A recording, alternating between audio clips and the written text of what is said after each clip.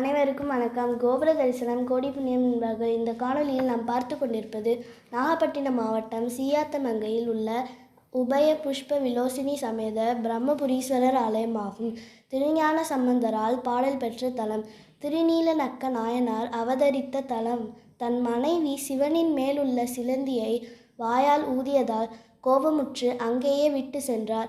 மறுநாள் சிவமேனியில் சிலந்தியை ஊதிய இடத்தை தவிர அனைத்து இடத்திலும் உள்ள கொப்புளங்களை கண்டு தவறு செய்துவிட்டதை உணர்ந்தார். தன் கழுத்தை அறுத்து கொள்ள முற்பட்ட போது சிவன் காட்சி கொடுத்து ஆட்கொண்டார்.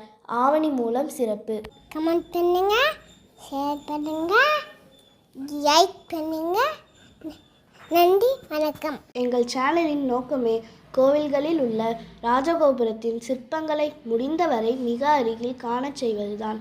ஒரு கோவிலின் தல வரலாற்றை அந்த கோபுரத்தின் சிற்பங்களை கொண்டே அறியலாம். இது போன்ற காணொளிகளை காண எங்கள் சேனலை லைக் செய்யுங்க, சப்ஸ்கிரைப் செய்யுங்க, கமெண்ட் பண்ணுங்கள், ஷேர் பண்ணுங்கள். நன்றி, வணக்கம்.